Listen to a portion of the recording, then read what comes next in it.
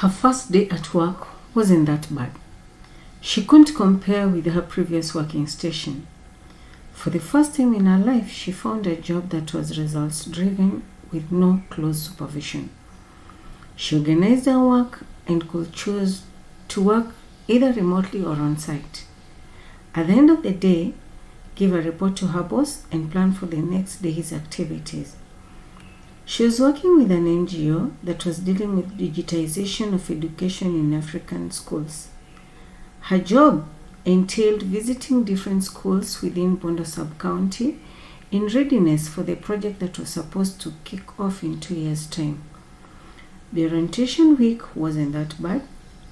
She mastered her job description and had already planned for the coming weeks.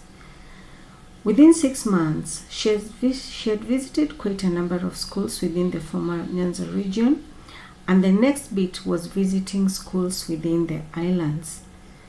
The first island was going to be Mageta Island. She was using Google Map to find the shortest route to Mageta Primary School when Robert called.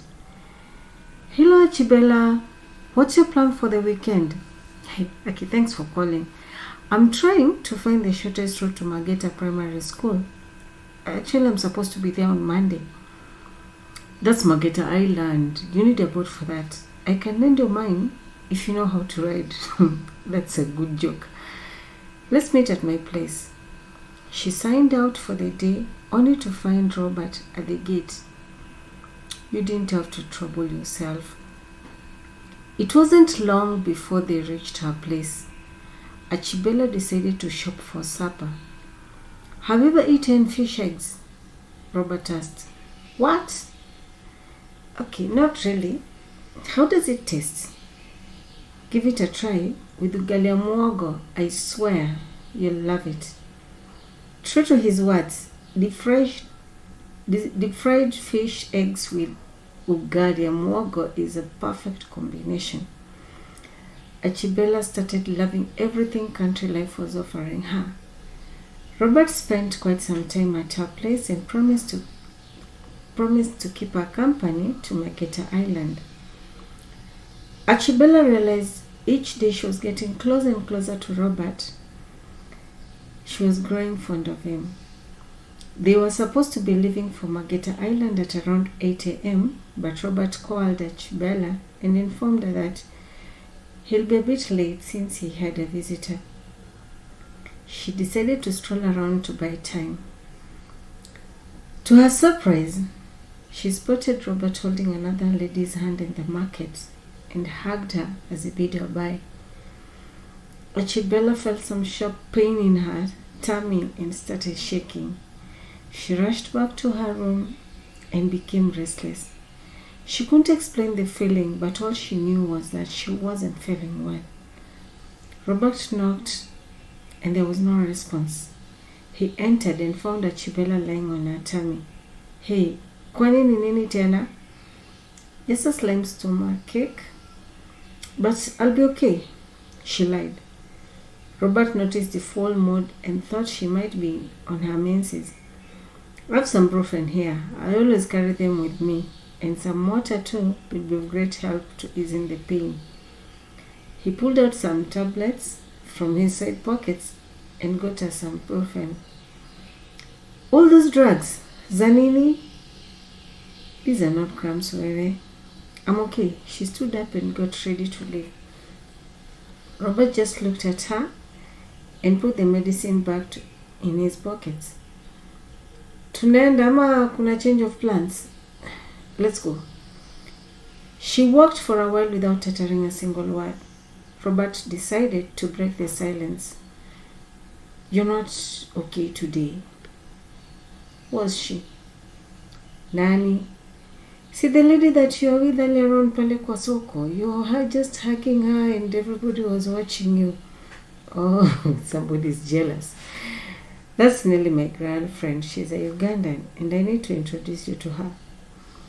This was a bitter pill to swallow for Achibella. Ever since she met Robert, she's been so attached to him. She tried to act as if everything was okay, but she couldn't hide it. There's something about Ugandan ladies and keeping men. These ladies know how to maintain their men. Ugandan girls are taught sex education at a tender age. By the time they mature, they know their role as women in their relationship. Achibella had some Ugandan friends who had told her all about their culture, and she knew she had lost the fight even before beginning. When a girl is ripe for marriage, some tribes like Banyankole of Western Uganda and the Baganda of Central Uganda teach their girls to elongate their labia to satisfy their men sexually. This informal education was offered by aunts known as Senga. Ugandan ladies are taught never to deny their husband sex because it's their right. It was from this teaching that the Batora of Western Uganda developed the saying, Omusaja tayangwa. Ladies are also taught the different voices they can make during sex to entice their husbands. Achibella felt helpless. The only knowledge she knew about sex was the live experience she had back in the days at Quiver's Lounge. She remembered how East African women were ranked in the order of training their men, and Team Uganda and Tanzania are always topping the list while Kenyans are trailing behind. Kuna kitu nimesema mbaya? Robert was curious. No, why? From your facial expression and your deep thinking, you're hiding a lot from me. Achibella brushed it off with a cheeky smile. She couldn't explain what was happening to her. She has always been the control of the game in all her past relationships.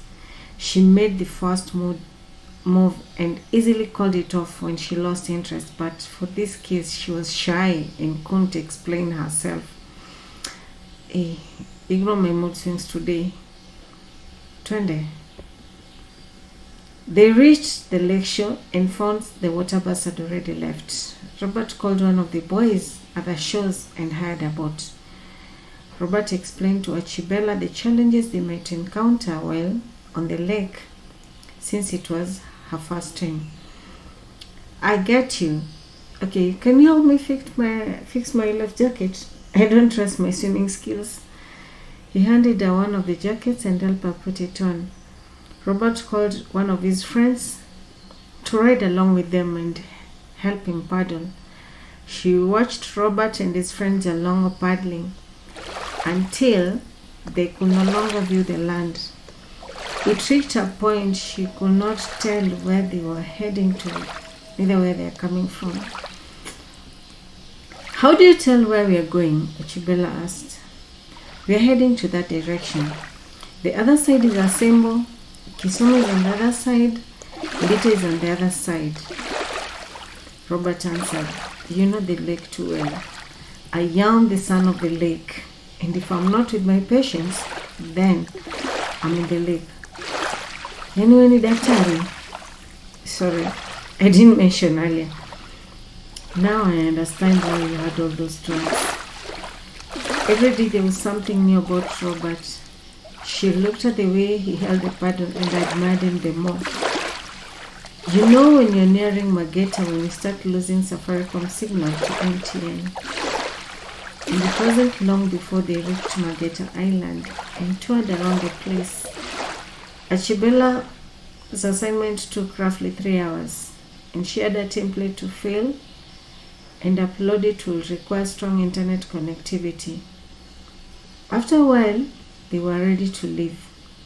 Hey, hatuwezi toka Mageta Island bila mbuta. I'm famished, Robert said. They entered in one of the kiosks and ordered a plate of mbuta. Unataka tear gas? Robert asked. When he took tiny chilies from his plate, he cleared his throat. It's a strong one. He took a glass of water to cool down. They finished lunch and went back to the boat. Clouds had started gathering, and Robert realized it might start raining soon. We need to hurry up before it starts raining, or we might get stuck in this island. They were preparing to go when they realized they couldn't beat the rain and it was risky for them. Achibella was getting worried now. She didn't plan for a night out, not at least on this island. Not tonight. Not tonight. She was so scared.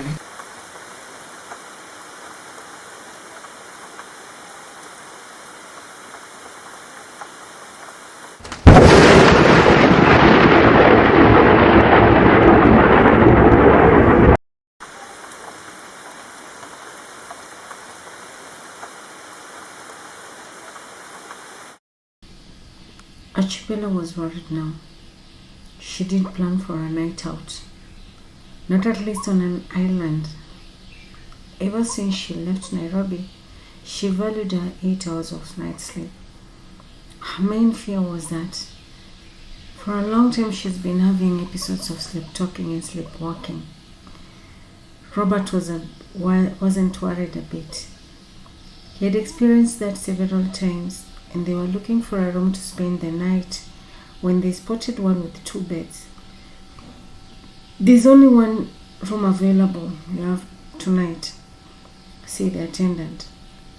"Let's book it first and see how we'll use it with the 3 of us," Robert said. "The 2 of you can share a bed and I'll take this one. It's getting late and you can't search for another room elsewhere," added Achibella.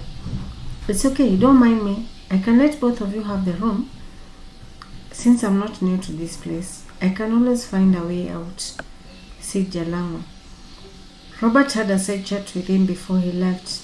"Okay, 2 beds, 2 people, puzzle solved." They waited for the rains to subside, but instead, heavens decided to pour. Thunder and lightning followed. Lights went off, and they were left in the dark. Achibella could hold it any longer. Whew. "I'm scared. At this rate, the island is going to sink with us. We are in the middle of Lake Victoria, remember?" Robert joined her in her bed and held her tight. "Relax, diva. That's how it rains here." She reached for her phone, turned on her torch, and spotted a black string on the floor and realized it was gliding. "What's that?" Robert knew, and he had to react very fast before she started panicking. "Breathe in, keep calm, and direct the torch to the other side of the room," he ordered Achibella. He reached for the rod that was in the corner of the bed and hit it on its head, and the thing became still. He hit it severally until some whitish eggs came from it. Oh, yuck. Poor woman. She was looking for a maternity room and we ended its life. "Don't you think there's a message hidden behind it?" "I'm not superstitious. I don't know." Robert dragged the lifeless reptile, threw it outside the door. "I don't know what I could have done without you. And I don't know what the ancestors are communicating. The thunder, the lightning, a pregnant snake. I don't know. Now you've come back to your roots. You'll know how to handle such reptiles fearlessly. These have nothing to do with superstitions." They talked at length that night, and Robert opened up about his childhood life. He had been through hell and back. "You need to sleep now. I hope you don't mind sharing my bed with you," Robert told her. It was around 4 a.m. and they had only 3 hours to sleep before the water bus left for Usenge. They were awakened by a knock on the next door. It was 6:55, only 5 minutes left before the water bus left. "We need to hurry. Those guys are time conscious. We'll clean up once we land on the other side of the lake," Robert said.